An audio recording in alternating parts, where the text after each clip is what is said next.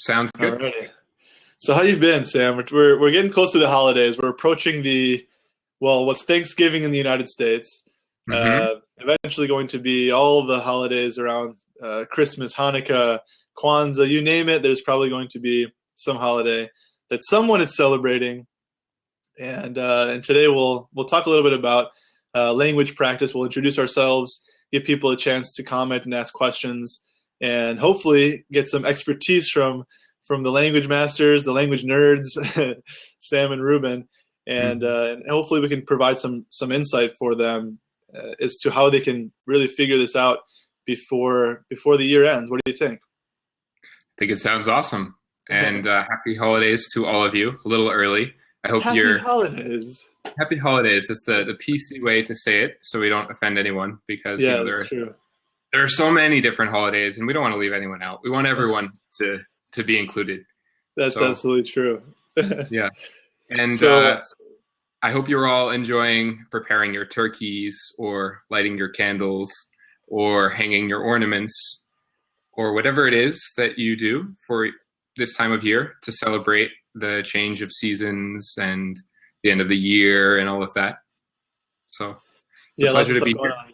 We do have a few weeks till the big holidays, but that's why we're That's here. We're here a little bit early. It's a preemptive strike so that people can get on board and try to think about these things before it gets too late. Once you're home for the holidays, it might be already too late. That's why you're probably here watching this right now.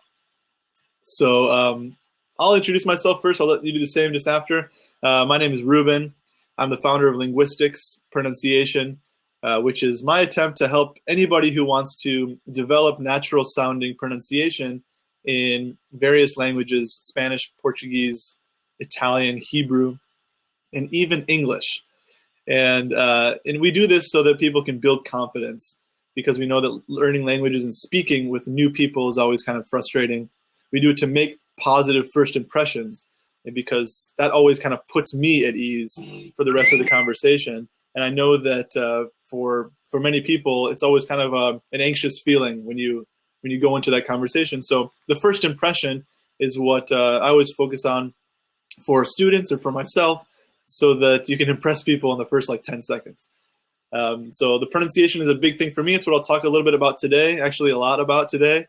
And we'll let Sam kind of do other language stuff. Sam, tell us about yourself. Do you speak 5 languages? Four. Well, I speak four 4? well, and I speak bits and pieces of a few others as well. Unbelievable.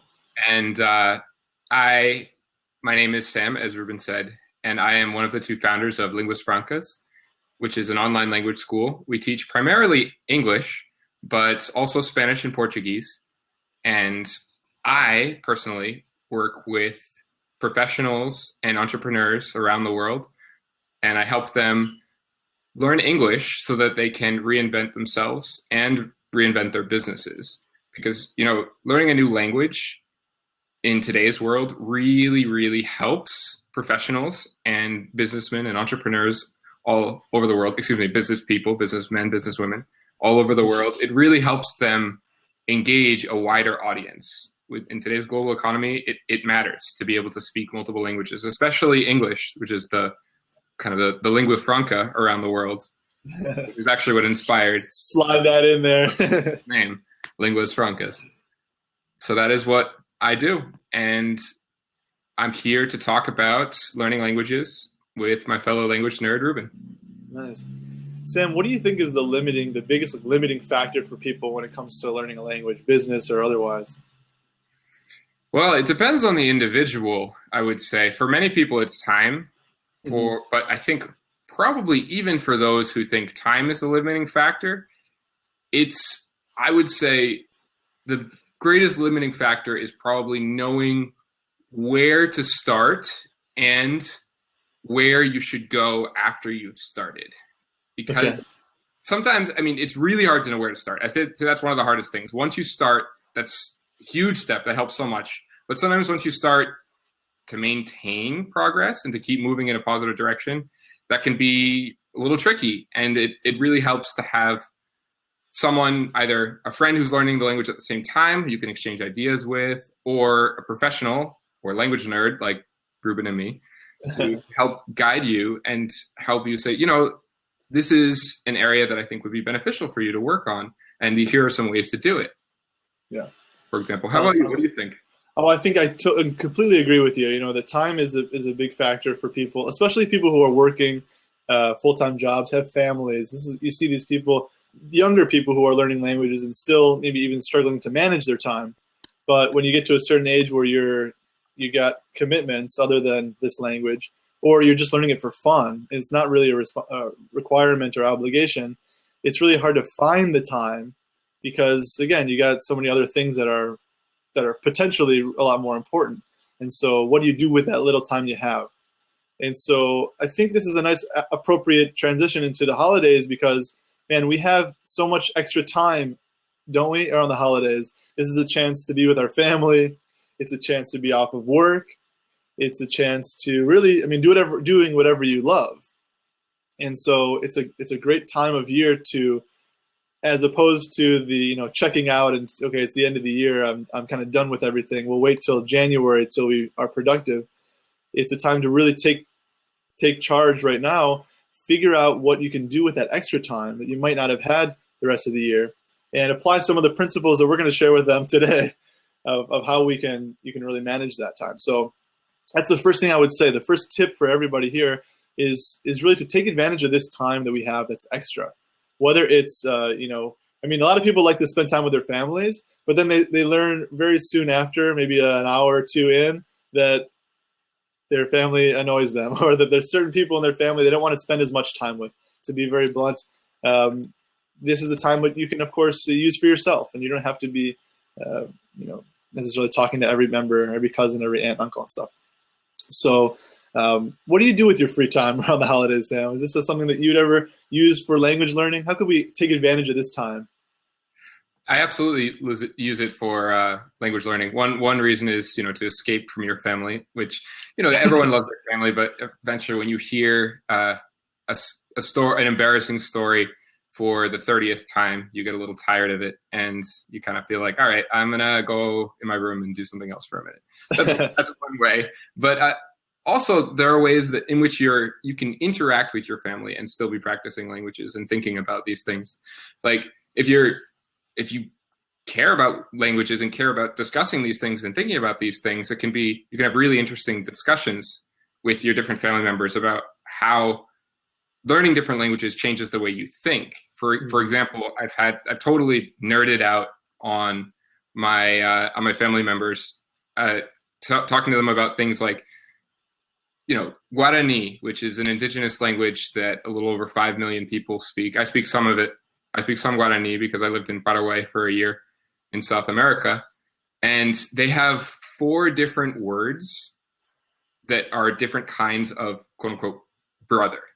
So in English, we just have the word brother, but 4 different words for brother, 4 different words for sister, depending on if it's an older brother or a younger brother, or if you are like your position in relation to the family and your position in relation to that brother age-wise. Okay. So those kinds of things. And it changes the way, your understanding of family is different if it's not just brothers and sisters, mother and father. Your understanding of family is like, okay, older brother, middle brother, younger brother, father, mother, When you have discussions like that, you are, for one, practicing your ability to even think in this different kind of way that sometimes is necessary when you learn new languages, and you're hanging out with your family, which is fun. I love that, man. That's a really great point. It's like, it's not about practicing the language, like actively studying with a book in front of your face, but just thinking about it, getting into the perspective of, hey, that language I'm learning might be a little bit structurally different than my native language. Should we let Jawad come in? Should we let him in? Jawad is calling in. See if we have some extra guests to see what they have to say too. Jawad, are you with us? Can you hear us? I feel like a radio show host. Jawad, are you with us? All right, we'll wait for him to join if his connection's working. Otherwise, we'll continue by just saying that, I think that the same thing exists in Chinese. I've heard before about you referring to an uncle, and by the word you use for uncle, you know if it's your father's older brother or younger brother. The same kind of concept too. So that's a really cool thing. And the structure of the language is so important to kind of think of in your native language. Thinking of that thing of the Guarani, thinking of Guaraná, the first thing came in my head. Oh, you speak Guaraná? I speak Guaraná too. I drink it all the time, and I naturally just. They both roll off the tongue very nicely. They do. They kind of a nice feeling there. But for me, it's also about focusing on one thing that helps me master. We titled this blab "Master a Language by the End of the Year," and for me, I don't know if it's possible to start from zero. I think we're talking about people who already have in practice this language, and we're just trying to get a little bit further, trying to get to that mastery point. Maybe you're at 50% and you want to get to 70 or 80. Maybe you're at 80%, you want to get to 90. If those percentages even work out realistically.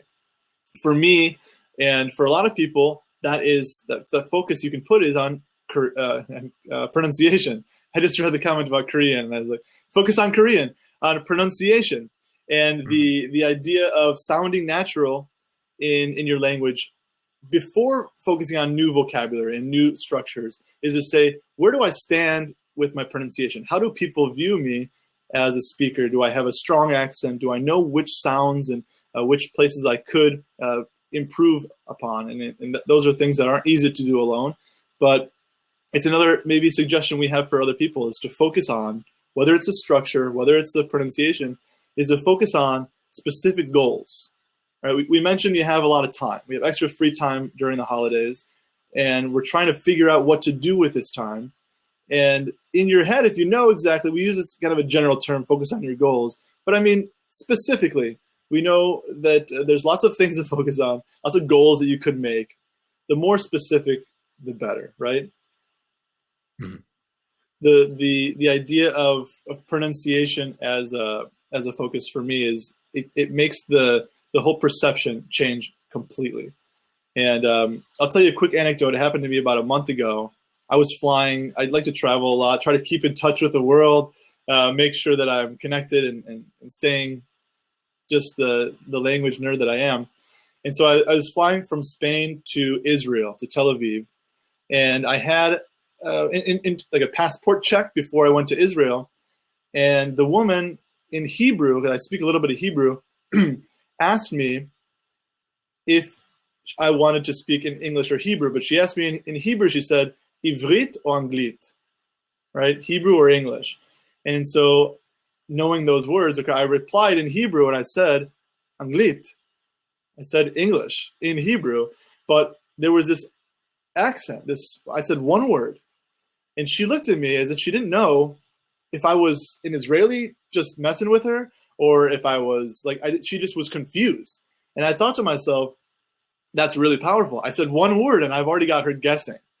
And that's it's a fun game for me. It's like kind of a party trick in some situations too, but it shows you in a lot of ways how people judge that first word, those first 10 seconds, and they assess your overall language ability based on your first impression, based on the first few seconds that you utter, those words. And so taking the time during the holiday season now to focus on speaking, to focus on starting off conversations on the right foot and figuring out what those goals are might be a great way to be efficient and not waste your time with extra vocab have you ever spent some time like with those themed vocab lists? We've all been there. Mm-hmm. You ever said, today, Sam, talking to yourself, I'm going to study all the colors. Like I'm going to really get into all the crayons, all the vegetables.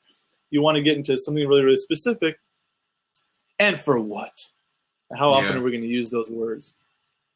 It's true. Do you ever have, Sam, a specific time where you've started speaking and people were just like, well, you must be from here, this country that you are not actually from? Yeah, I've had that a few times. I think some of the most amusing times have been when people, they first, it's been in a situation in which I'm the only white person in the room, and and people are talking to me, and they immediately assume I'm from somewhere else because I'm the only white person in the room. And then I start talking, and they, oh, wait, whoa, he sounds just like us. This has Right. happened in a few Spanish-speaking countries, and it happened in Brazil a few times too. People would usually say, which state are you from in Brazil? Are you from the far south, where there are a lot of people with blue eyes and blonde hair like me? Sure. And so I've had that experience before. It's always interesting. And then I say, no, I'm not from there. And they say, what, really? Really? But you sound Brazilian.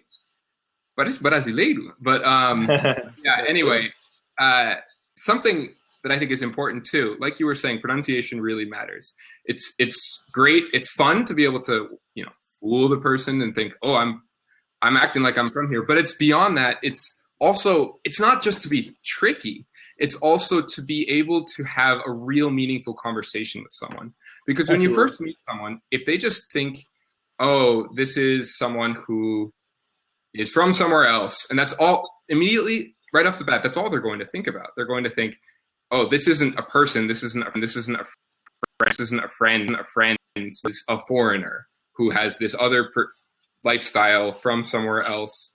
He sees things in a different way. That's the first thing they'll think of. And you have to then break down those barriers. But if you talk like the person, it immediately eliminates one of those steps, which is really great. But I think in addition to being able to pronounce well, it's important to be able to get through your ideas. An analogy I use for my private students sometimes is for those students who try to say every sentence grammatically perfectly, I use the analogy of going for a run. If you're running and you stumble a little bit, what do? You stop, turn around, run back 5 feet, and then rerun those 5 feet so that you run every step perfectly and correctly? Or do you catch yourself and keep going? Interesting. That's, for me, that's a powerful analogy because I'm a runner, but I think it's the kind of thing where it's important to just throw yourself into things. Just keep moving forward. Throw yourself in the deep end is an expression we use a lot. And kind of develop these skills of being able to just keep trying. Even if you make some mistakes, you have some problems, just keep moving forward. If you're trying to master a language let's say it's now the 20th of November, by the end of the year, all right, you have 41 days. 41 days. Every single one of those days matters. And if you go back, if you retrace your steps and start over constantly, you'll never reach the end point, that 41-day mark where your high expectations and goals are. You have to keep trying, keep pushing forward every single one of those days, I would say. I think that's the great point you made about the whole, I don't care that I want to sound like a Brazilian or sound like a native speaker because I want to fool them, but I don't want it to be a factor. I want to talk to somebody and not have to be like worrying about if they're going to ask me where I'm from, if they're going to ask me if I'm a tourist, if they're going to ask me like how long I've been studying that language. That for me is kind of, it's something I don't want to play a role in our conversation. It's nice when people just treat you like a Brazilian in that case, or treat you like somebody else, because that there's this unbiased tendency or I guess feeling towards you as a speaker, and you can continue as if nothing is different. You never know what judgments or biases like go on with different nationalities or different accents. It might not be a nationality, it just might be a language thing. But I love that whole bouncing back from running, the running analogy, where you're not going backwards, you're not going to go turn around, just continue. Fluency for us, at least in our opinions as teachers, is not necessarily about perfection. Fluency is about fluidity, right? Continuing, knowing more or less what you're saying and being confident with it. And the confidence is a huge thing. And this is why we're trying to get this in by the end of the year. And if you take the time these next 41 days, the confidence builds. The learning pronunciation, focusing on these goals, and realizing, as Sam says, not to be such a perfectionist and not have to go back and fix every mistake, that gives you confidence. It doesn't make you question yourself, but it gives you the sense of, I had a successful conversation with this person. I just had a really great experience. That's going to carry me into the next conversation. I'm going to be flying into the next conversation because I'm awesome. Nobody asked me where I was from. Nobody asked me to repeat myself. Even if I had a mistake here and there, I feel good. And isn't that what we're about? We're trying to communicate here. Language is communication. And what we're talking about is, of course, mostly speaking. So if you guys are all working on writing or reading, that's of course, too, preparing for some test for university. Those are very valid reasons to study as well. But for speaking and giving off that first impression, there's nothing better than that feeling of confidence going into to a conversation. So how can we do this? How can we get there faster? That's what we're trying to discuss here. So far, if you're just joining, we've talked about a couple of different, tips or techniques that you can employ. The first one is to take advantage of this free time you have in the holidays. We have lots of, if you're in the United States, Thanksgiving, we have a 4-day weekend, sometimes 5. For Christmas time, you usually have a week or so, and that's time for you. That's time for you to figure out what priorities you have, and to make the best of that time. And in order to do that, as we said, another technique was to focus on specific goals, and that's as specific as you can get. I want to practice a specific sound or a word that I keep messing up, and not generally themed. I want to get better at speaking, or I want to get better at grammar. Sam, let's talk for 1 minute about online resources and maybe interacting with different people, reaching out, inviting help. Because we know that we've studied languages by ourselves. We know, so I studied Spanish, Italian, Portuguese, and Hebrew was the last one. What are your languages again? The people want to know. English, Spanish, Portuguese, and French. All right, English, Spanish. So we have a little overlap there. French is the one that you got on me, and Hebrew where we differ. But when it comes to self-study, what can we recommend for inviting other people, inviting people to give us feedback, inviting people to have a different perspective? Every time you speak with the same person, it's difficult to you kind of learn each other's habits. It's hard to really offer corrections. It's sometimes awkward because you're becoming friends. What are ways for you, Sam, that you could maybe find people that you trust? This is key. That you trust, that maybe speak your native language and your target language, and that that can offer you consistent feedback. What would you say? Well, one way is to have a few different friends who are native speakers of the language, and not reach out to the same one all the time, because for one, it can be a little annoying. I've had people do that to me before. Friends who ask me all the time, and for me, it's actually fine. I don't care. I love teaching languages, so it's not a problem. But they start feeling guilty about it. They're like, "Well, is it okay? Is it okay that I'm asking you this?" Like, yes, this is what I do. This is what I love. Of course, it's okay. Ask me more. Yeah, ask me more. But yeah, in the case of when I ask other people, I definitely try to be a little more tactful about it. Some people I've met through my travels, but there are a lot of websites online that are designed to help people with meetups, language learners, people learning one language and another language. Websites designed to basically match you, and a lot of free websites that do this, which is really great. It's a great way to practice. It is important to make sure you're talking to people who know what they're talking about, though, because there are a lot of native speakers who speak the language perfectly, but don't know why they speak it perfectly, if that makes sense. They might not be very good at explaining things. They might not be very good at making explanations very clear for them. And that can be a little bit difficult. If you think about it, it's a little difficult to continue improving as quickly as possible to reach that end of the year goal, mastering a language, if you're learning the wrong things. So again, as Ruben said earlier, one of the key points here is efficiency. So I love it. It's important to keep things efficient as much as you can. But I will say one thing. It's slightly on a tangent. You mentioned preparing for exams earlier, Ruben. Actually, in terms of preparing for exams, it's really the same kind of thing. There are a lot of studies that indicate that the amount of time that you should spend studying for a proficiency exam is 2 to 3 months, which is we're talking a little bit less than that, maybe about half that time. But still, regardless, that's half of the amount of time that normally you would spend studying for a proficiency exam. So, and some of these, if you make an analogy in your mind to some of the things we're talking about, spending extra time in one way to practice speaking, you could do the same thing with practicing written skills. You could do the same thing with practicing writing skills and all of that. You would just have to, again, use a few creative analogies to make it work, but it's still possible. And some of the same principles apply.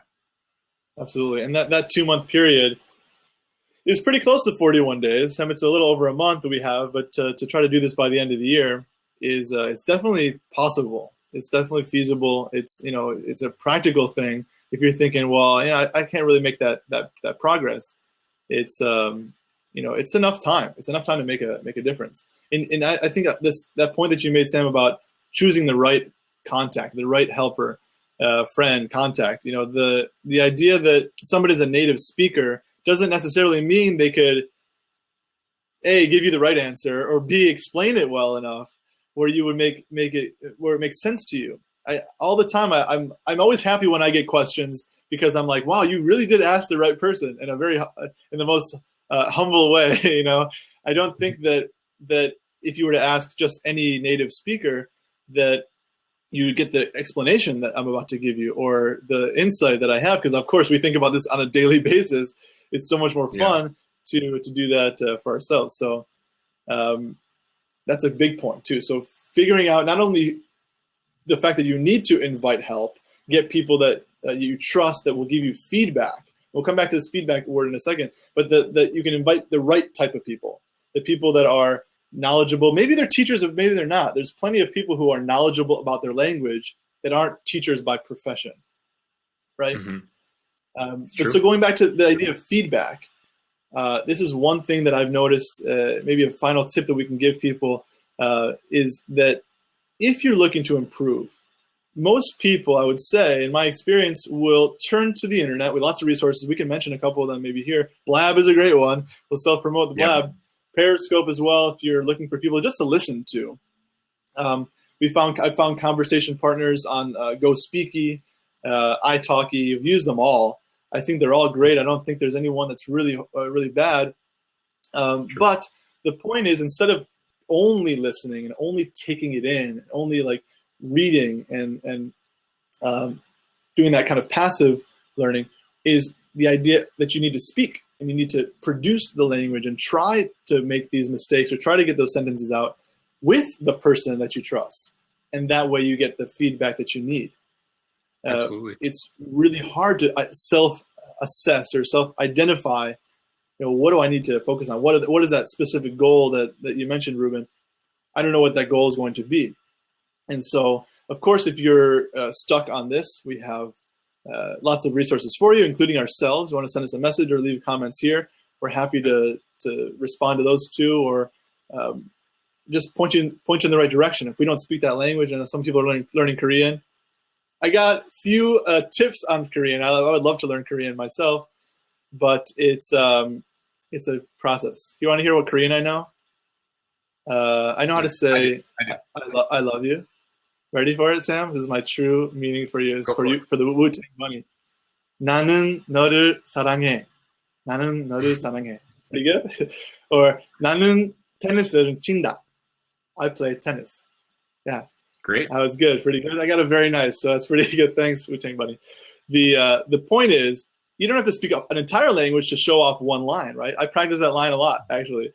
It's the pronunciation that I focus on. And now I got some feedback. I got some real students learning Korean that are helping me out too. But it's, you ever notice that? You ever have a sense where you, Sam, are not exactly sure where to go from here? You're at that level, even if it's a high level, and I'm just, where can I get even more than that? We know there's lots of advanced speakers here.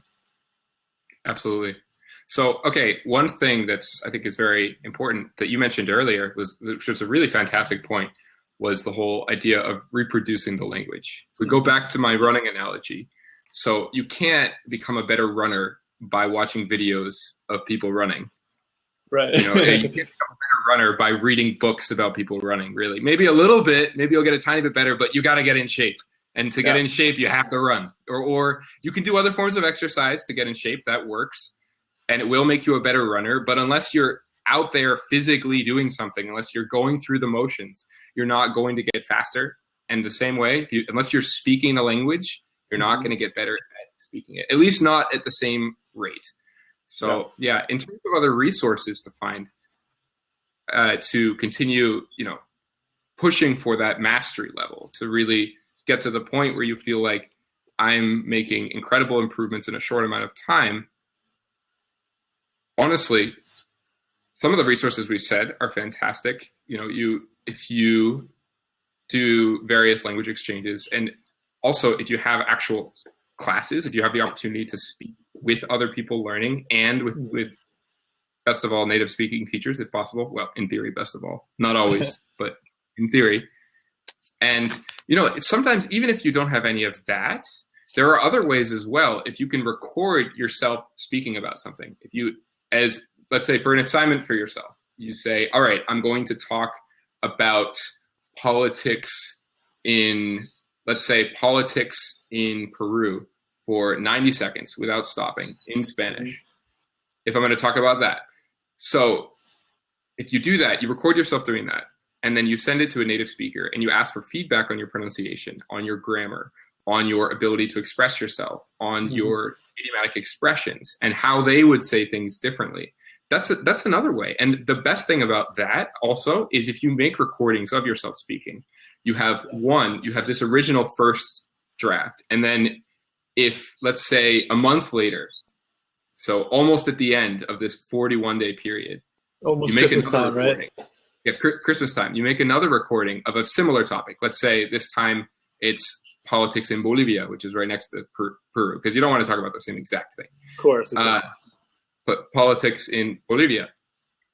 And you see how you do. If you listen to both recordings, if you have been going through all of the correct motions to really vault yourself to this master level, you will see a lot of improvement. And it's really probably going to impress you. I love it.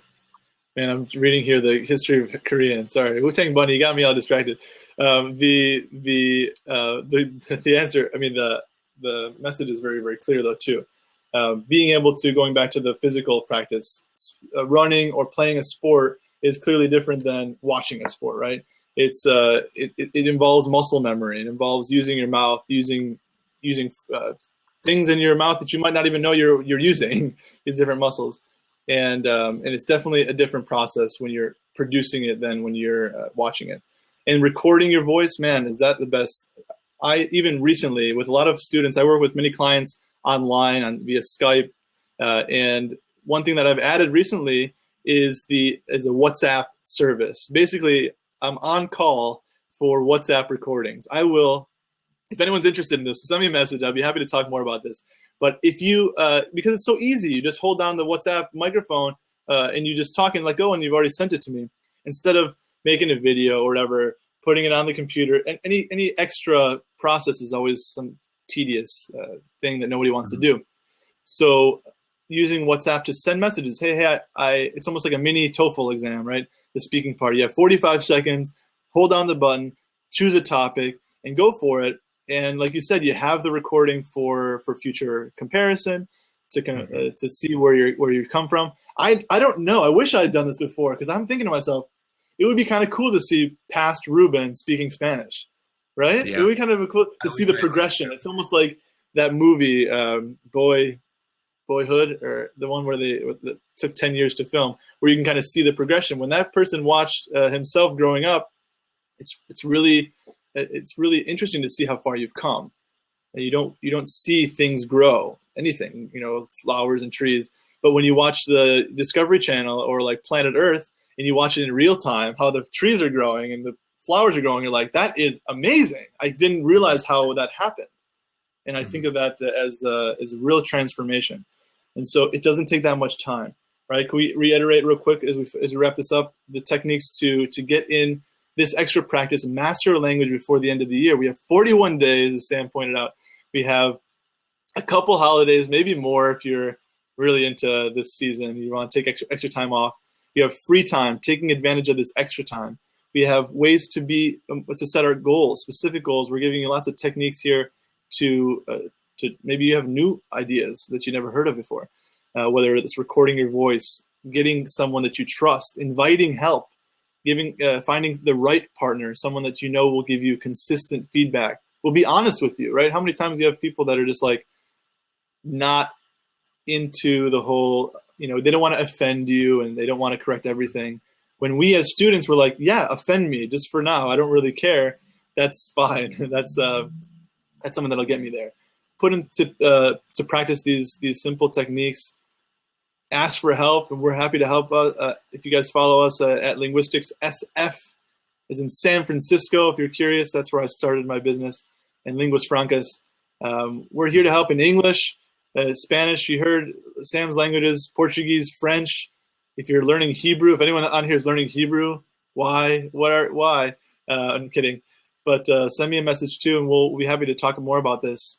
Sam, anything last words to say before we let these fine people enjoy their day? I would say don't despair if it doesn't feel like you're improving every single day. It's like what you said, Ruben, about growing. You watch those time lapses on planet Earth. You see a leaf growing and all of that. It's the same way when you speak languages. It really is.